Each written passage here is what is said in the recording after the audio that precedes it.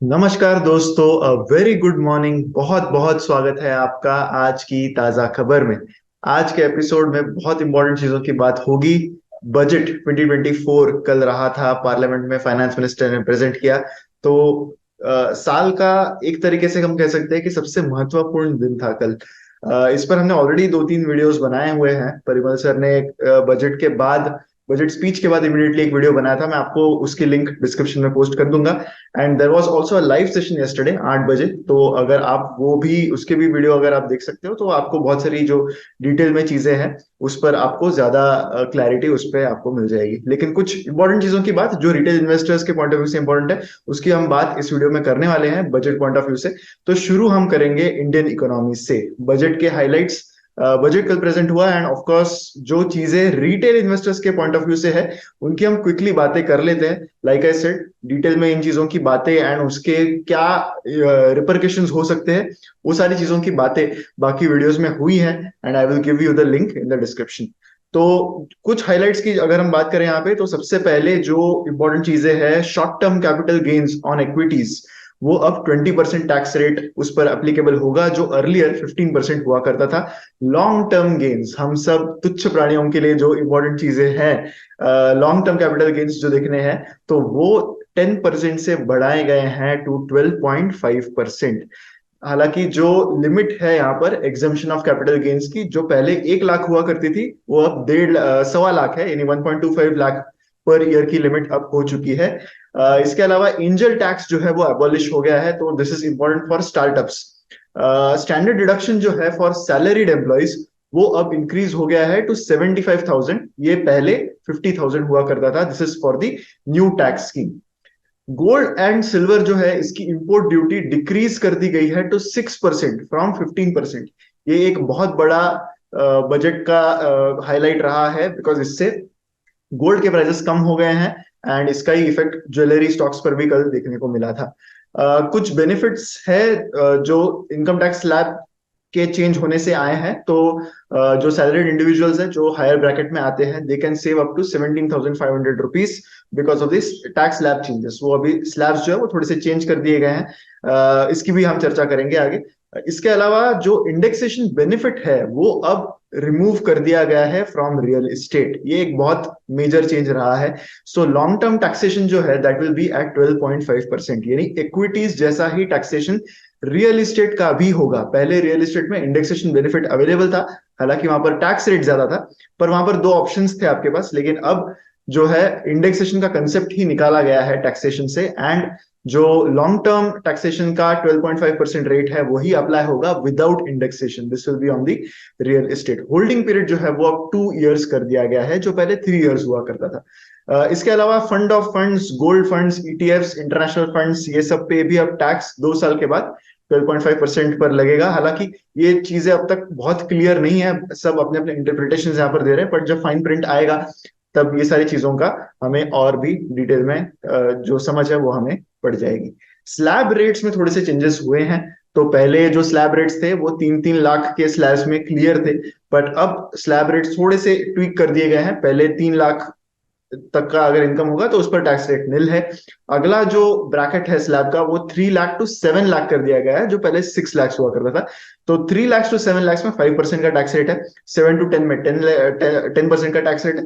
10 to 12%, 10 to 12 lakh के income में 15% का टैक्स रेट है, एंड 12 to 15 लाख में 20% का टैक्स रेट है। मोर देन 15 लाख इनकम पर 30% का टैक्स रेट लगाया जाएगा। तो ये थे कुछ इंपॉर्टेंट हाइलाइट्स। लाइक ऐसे डिटेल में अगर आपको वीडियो देखना है तो आप वो वीडियोस देखिए जो मैं डिस्क्रिप्शन में आपको दूंगा। अब बात करते हैं कुछ बाकी चीजों की जो बजट में थी। हालांकि यहाँ पर बहुत सारे इंडस्ट्रीज है जिनकी हम बातें कर सकते हैं, जिससे रिलेटेड चीजें बजट में अनाउंस कर दी गई, लेकिन कुछ कुछ जो चीजें हैं उस पर हम थोड़ा सा डिस्कशन यहाँ पर कर लेते हैं। तो सबसे पहले टूरिज्म सेक्टर की बात करते हैं। टूरिज्म सेक्टर को एक हायर आउटले मिला है इस बजट में, बजट 2024 में। जो अमृतकाल विजन है इस गवर्नमेंट की, उस पर वो आगे बढ़ते हुए नजर आ रहे हैं। तो टूरिज्म सेक्टर जो है उसको मिला है 3.3% का हायर केपेक्स पुश। एंड ये अमाउंट टोटल जो केपेक्स यहाँ पर गवर्नमेंट जो है वो स्पेंड करेगी, that is 2,479 crore. This is for financial year 2024-25. So this is up by from 2400 जो पिछले यूनियन बजट में कर दिया गया था, तो थोड़ा सा इंक्रीज यहाँ पर टूरिज्म पर कर दिया गया है। इसके बाद गवर्नमेंट ने ये अनाउंस कर दिया कि this is one of the 4 opportunities जो उनको लगता है कि ट्रांसफॉर्मेटिव होंगे अमृतकाल में, एंड यहीं पर उनका स्पेसिफिक फोकस रहेगा। निर्मला सीतारमन जी ने ये भी प्रपोज किया कि Vishnupad temple corridor and Mahabodhi temple corridor जो है उसको सपोर्ट करने के लिए कुछ टूरिज्म सेंटर्स बनाए जाएंगे। This will be modelled on the successful Kashi Vishwanath temple corridor to transform into world class pilgrim and tourist destinations. तो as you might already know, एक पॉपुलिस्ट बजट या फिर जब कोलिशन गवर्नमेंट का बजट होता है तो ऐसे में सारे अलाइज का जो कंट्रीब्यूशन है उसकी तरफ भी ज्यादा ध्यान दिया जाता है। तो ऐसे में ऑब्वियसली बहुत सारे अनाउंसमेंट्स बिहार एंड आंध्र प्रदेश जो रीजन्स है उनके लिए हुए हैं। ट्रैवल एंड टूरिज्म सेक्टर जो है इसमें काफी सिग्निफिकेंट ग्रोथ दिखी है in the post pandemic period, specially spiritual tourism जो है उसमें। एंड अगर हम इस इंडस्ट्री की बात करें, टूरिज्म इंडस्ट्री की, तो over 92 lakh foreign tourist arrivals रहे in the year 2023, which is a 43% year on year increase जो इकोनॉमिक सर्वे में दिखा। उसमें ये सारे नंबर्स सामने आए हैं। अगली न्यूज जो अगेन बजट से ही रिलेटेड है, that is about the zero duty on critical minerals. अब ये इंडिया का जो एनर्जी ट्रांजिशन है उसमें एक पिवटल रोल प्ले करेगा। तो बजट में कुछ क्रिटिकल मिनरल्स है उसके लिए जो ड्यूटी है वो ड्यूटी रेट जीरो कर दिए गए हैं। तो this is to achieve India's ambitious 500 gigawatt का नॉन फॉसिल फ्यूल का एनर्जी टारगेट जो है गवर्नमेंट का, उसको अचीव करने की और एक महत्वपूर्ण कदम हो सकता है। तो इंडिया ने प्रपोज किया है to waive custom duty on 25 critical minerals, जिससे क्लीन एनर्जी सेक्टर में काफी एक गेम चेंजिंग मूव ये आगे चल के हो सकता है। तो इंपॉर्टेंट मिनरल्स जो इसमें इंक्लूड हुए हैं, दैट इंक्लूड्स लिथियम, कॉपर, निकल, रेयर अर्थ एलिमेंट्स, वैनेडियम। तो ये सारे मेटल्स पर जो ड्यूटी है वो 0% कर दी गई है। दिसंबर 23 तक इंडिया हैड अराउंड 5 to 10% का कस्टम ड्यूटी होता था ये सारे क्रिटिकल मिनरल्स पर ये मिनरल्स के नेचर से ही आप पता लगा सकते हो कि ईवीज या फिर ईवी बैटरीज का जो इकोसिस्टम है उसमें ये सारे मिनरल्स का बहुत महत्वपूर्ण योगदान है। तो इसी वजह से यहाँ पर इसके रेट्स कम करने की वजह से कॉस्ट थोड़े से कम होंगे, एंड कहीं ना कहीं गवर्नमेंट ये होप कर रहा है कि इससे जो क्लीन एनर्जी ट्रांसफॉर्मेशन है उसमें थोड़ी सी हेल्प मिल सके। एज ऑफ नाउ चाइना एक डोमिनेंट प्लेयर है अभी भी ग्लोबल मिनरल प्रोसेसिंग में, and they are holding around 70 to 90% of the world's processing capabilities. तो अगर प्रोसेसिंग में ये सारी चीजों की प्रोसेसिंग में अगर इंडिया में कुछ लोकलाइजेशन हो सकता है तो वो ऑब्वियसली इंडिया के लिए बहुत इंपॉर्टेंट होगा। अगली न्यूज है ज्वेलरी स्टॉक्स के लिए। तो जैसा मैंने स्टार्ट के हाइलाइट्स में ही बताया था कि गोल्ड की जो इंपोर्ट ड्यूटी है वो कम कर दी गई है फ्रॉम 15% to 6%। 9% का कट बहुत बड़ा कट होता है। इनफैक्ट इस वजह से इंडिया में जो गोल्ड के प्राइसेस है वो अराउंड 3,500 रुपीज से कम हो गए हैं ऑन ऑन ऑन वन जो एक तोले का जो गोल्ड होता है उसके रेट्स में अगर हम देखें तो इतना बड़ा डिफरेंस इससे आने लगा है। तो इस वजह से ज्वेलरी स्टॉक्स कल बढ़ते हुए नजर आए, बिकॉज गोल्ड के प्राइसेस अगर कम हो गए तो ये डिमांड बढ़ाने का संकेत हो सकता है। तो इस वजह से बहुत सारे ज्वेलरी स्टॉक्स ऊपर थे। Tribhovandas Bhimji Zaveri was up by 14%, Titan was up by 6.63%, and Rajesh Exports भी 6% से ऊपर रहा था। ओवरऑल सारे ही jewellery stocks, even Kalyan jewellers was up by almost 4.5 to 5%, Senco Gold was up by 5%। तो सारे ही गोल्ड के जो ज्वेलरी कंपनीज है उनके स्टॉक्स कल ऊपर दिखे थे। तो इसी के साथ गवर्नमेंट ने एक्चुअली कस्टम ड्यूटी काफी सारे रेंज ऑफ प्रोडक्ट्स पे स्लैश की है, which includes gold, silver, critical minerals. तो इससे इनपुट कॉस्ट ऑब्वियसली कम होगी। Basic custom duty on coins of precious metals जो है वो भी रिड्यूस कर दी गई है, एंड इसी वजह से ये सारे जो चेंजेस है वो हुए हैं। तो जेम्स एंड ज्वेलरी एक्सपोर्टर्स बहुत टाइम से डिमांड कर रहे थे कि कुछ ड्यूटीज में कट्स लाए जाए, एंड उसी की और एक मेजर जो है एक मेजर डिसीजन यहाँ पर गवर्नमेंट ने लेता हुआ नजर आया। ग्लोबल इकोनॉमी में बात करते हैं रिगार्डिंग द यूएस इकोनॉमी। तो यूबीएस जो एक ग्लोबल इन्वेस्टमेंट बैंक है, उन्होंने कहा है कि यूएस की जो इकोनॉमी है that is on track for a soft landing, and near 100% chance है कि सितंबर में रेट कट्स होंगे। अब ये सारी चीजें काफी टाइम से चेंज भी होती आ रही है। बहुत सारे इन्वेस्टमेंट बैंक्स ने अपने जो ये एस्टिमेशंस है वो चेंज भी किए हैं, लेकिन करंटली यूबीएस का कहना है कि सितंबर तक रेट कट डेफिनेटली हो जाएगा। तो यूबीएस एनालिस्ट का कॉन्फिडेंस भी इसी पर है कि सॉफ्ट लैंडिंग होगी। सॉफ्ट लैंडिंग का मतलब ये है कि without compromising on the economic growth, हालांकि रेट्स हायर होने पर इकोनॉमिक ग्रोथ कॉम्प्रोमाइज हो ही जाती है, पर without the economy D growing and unemployment भी, एम्प्लॉयमेंट की अपॉर्चुनिटीज भी ज्यादा अफेक्ट ना होके अगर आप रेट कट के साइकिल तक पहुंच जाते हो, तो that is a soft landing in finance terms. तो इन्फ्लेशन जो है वो थोड़ा सा डाउनवर्ड ट्रेंड में दिख रहा है, एंड फेडरल रिजर्व भी रेट कट की ओर बढ़ेगा, ऐसा यूबीएस का यहाँ पर मानना है।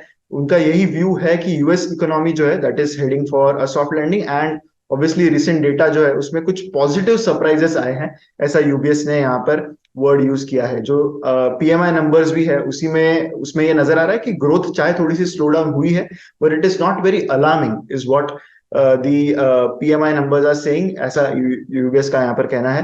कंज्यूमर डिमांड अभी भी एक क्रूशियल फैक्टर है जो आगे चल के ये डिटरमाइन करेगा कि किस तरह से इकोनॉमी जो है वो डेवलप होगी एंड ग्रोथ के नंबर्स कैसे रहेंगे। तो इन्फ्लेशन काफी कूल हो रहा है, यूबीएस का भी यही मानना है, एंड मई एंड जून के जो सीपीआई नंबर्स है उसमें एक क्लियर डाउनवर्ड ट्रेंड करंटली नजर आ रहा है। अब बढ़ते हैं स्टॉक वाइज अपडेट्स की ओर। कुछ इंपॉर्टेंट रिजल्ट्स भी थे कल। सबसे पहले बात करनी होगी हमें बजाज फाइनेंस के Q1 रिजल्ट्स की। तो Q1 FY25 के रिजल्ट्स बजाज फाइनेंस ने डिक्लेयर किया। Net profit has increased by only 14%। ये ओनली वर्ड बजाज फाइनेंस के केस में यूज करना इंपॉर्टेंट है, बिकॉज इससे पहले उन्होंने इससे काफी बेहतर ग्रोथ डेमोन्स्ट्रेट की है। हालांकि एयूएम ग्रोथ जो उन्होंने इससे पहले अपडेट भी दिए थे Q1 के, तो वहां पर ईएम ग्रोथ सस्टेन थी, लेकिन नेट प्रॉफिट के नंबर्स रिजल्ट्स में ही डिक्लेयर होते हैं, तो सिर्फ 14% से इंक्रीज हुआ है टू 3,912 करोड़। तो अगर हम नेट इंटरेस्ट इनकम की बात करें तो वो 25% से इंक्रीज हुआ है टू 8,365। तो ऐसे में जब प्रॉफिट्स बहुत कम रेट से इंक्रीज हुए हैं and AUM and net interest income अगर ज्यादा ज्यादा ग्रो हुआ है, तो क्लियरली जनरली इसमें जो चेंज होता है वो प्रोविजंस की वजह से ही होता है। Q1 के बिजनेस अपडेट्स में न्यू लोन्स ग्रो हुए थे बाय 10%, ये कंपनी ने कहा था। असेट्स अंडर मैनेजमेंट यानी ईएम हैड एक्सपांडेड बाय 31%। तो that is in the range of जो भी गाइडेंस कंपनी हमेशा देती है। अगर हम असेट क्वालिटी की भी बात करें तो वो भी अभी अभी तक ठीक ठाक ही है। Gross NP and net NP of the of Bajaj finance as on 30 June 24 ये रहा 1.06% एंड 0.47% respectively. So this is also within the range. लेकिन जो चेंज आया है वो बिकॉज ऑफ प्रोविजंस आया है। प्रोविजंस यहाँ पर बढ़ती हुई दिखी है। प्री प्रोविजनिंग ऑपरेटिंग प्रॉफिट 25% से इंक्रीज हुआ है, so that is also in line with net interest income increase. So clearly provisions बढ़ने की वजह से नेट प्रॉफिट जो है बजाज फाइनेंस का वो कम हुआ है। अगर कंपनी के हम कुछ इंपॉर्टेंट पोर्टफोलियोज की बात करें तो 2 and 3 व्हीलर फाइनेंस पोर्टफोलियो जो है वो 34% से इंक्रीज हुआ है। कार लोन के पोर्टफोलियो में 157% का इंक्रीज है, एंड B2C पोर्टफोलियो जो है कंज्यूमर फाइनेंस का जो पोर्टफोलियो होता है वो 31% से ग्रो हुआ है। सो क्लियरली अगेन अगर समराइज करने जाए तो लोन बुक का इंक्रीज इन जो मैनेजमेंट का गाइडेंस है उसी के टर्म्स में है, लेकिन प्रोविजन बढ़ने की वजह से यहाँ पर की डेंट जो है वो बजाज फाइनेंस के नेट प्रॉफिट में दिखता हुआ नजर आया है। एचयूएल के Q1 रिजल्ट्स की बात करते हैं। एचयूएल के Q1 रिजल्ट्स काफी सबड्यूड रहे। ओवरऑल 3% का नेट प्रॉफिट में इंक्रीज दिखा है एंड फिगर हो गया है 2,538 crore. This is for Q1 of FY25। Revenue from operations अगर देखें तो वो 2% से इंक्रीज हुए हैं। सो प्रॉफिट और रेवेन्यू दोनों ही लोअर सिंगल डिजिट्स में इंक्रीज हुए हैं। इबिडा में इबिडा मार्जिन में थोड़ा सा इंक्रीज दिख रहा है by 170 basis points. Total EBITDA margin is 23.8%। अगर कंपनी के सेगमेंट्स को हम एनालाइज करने जाए तो home care revenue, home care का जो रेवेन्यू है that has increased just by again lower single digits. Personal care segment जो है उसमें डिक्लाइन दिखा है by 4.4%। So this is the main highlight. Personal care जो सेगमेंट है उसमें रेवेन्यू डिक्लाइन आया है इस क्वार्टर में। प्रॉफिट आफ्टर टैक्स में 3% का इंक्रीज है, लेकिन उसमें भी एक एक्सेप्शनल गेन है। सो 48 करोड़ का एक्सेप्शनल आइटम है यहाँ पर which includes the restructuring expenses.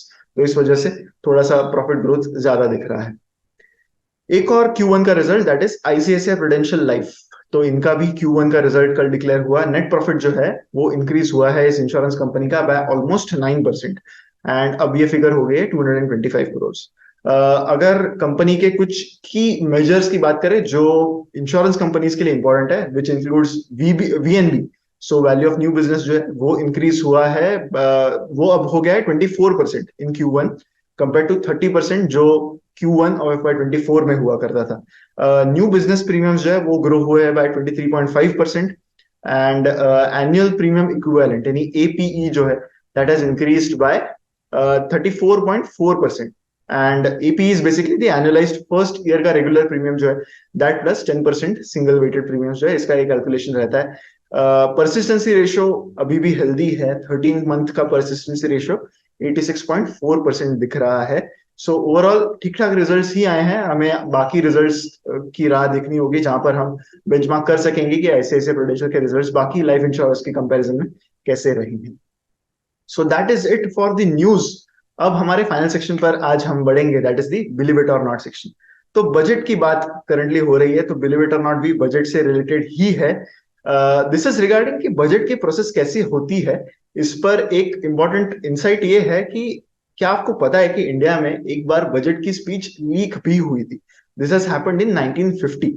तो बजट मेकिंग जो है वो एक काफी सीक्रेट प्रोसेस होती है। जो आप देखते हो कि फाइनेंस मिनिस्टर आके बजट प्रेजेंट करता है, this is actually done in a, it's actually very secret process, and finance minister along with सारे कुछ हाई रैंकिंग ऑफिशियल्स जो होते हैं उनको एक काइंड ऑफ लॉकडाउन में रखा जाता है, जहां पर उनको रिफ्रेन किया जाता है from using even there mobile phones, ताकि कोई भी जो इन्फॉर्मेशन है इससे रिलेटेड वो लीक ना हो जाए, बिकॉज काफी सेंसिटिव प्रोसेस है।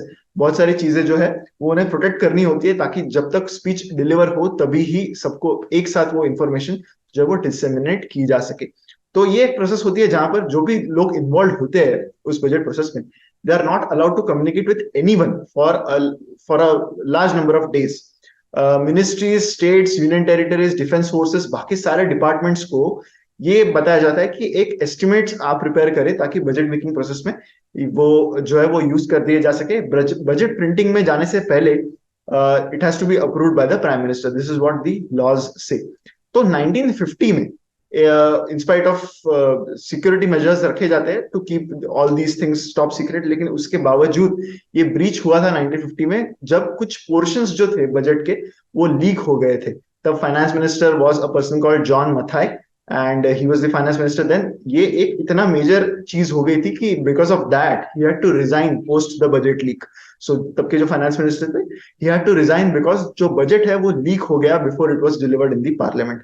उसके बाद गवर्नमेंट ने जो बजट के प्रिंट होने की जगह है वो भी चेंज कर दी, and of course after we saw from the covid year onwards, FY21 के आसपास आई थिंक, उसके बाद से जो एक्चुअल प्रिंटिंग है पेपर्स का वो होना बंद हो गया, and now it is presented in a soft form. So that was the believe it और नॉट, जो मैंने चाहा कि मैं एक बजट से रिलेटेड आपको बिलीव इट और नॉट यहाँ पर प्रेजेंट करूं। So that concludes today's episode of आज की ताजा खबर। वीडियो अगर आपको अच्छा लगा है तो लाइक जरूर कीजिएगा एंड शेयर भी कीजिए with maximum people. Like I said, अगर आपको डिटेल में बजट की चीजें जो कुछ फाइनल डिटेल्स है वो अगर आपको जाननी है हमारी तरफ से, तो दो वीडियोस है। एक परिमल सर ने कल भी एक वीडियो किया था, and then there was a video of Parimal sir, Gaurav sir and Yogesh sir, जहां पर उन्होंने डिस्कस किए हैं कुछ चीजें related to the yesterday's budget. तो मैं चाहूंगा कि आप वो जरूर देखें अगर आपको बजट को डिटेल में समझना है। अगले वीडियो में हम मिलेंगे। Thank you so much.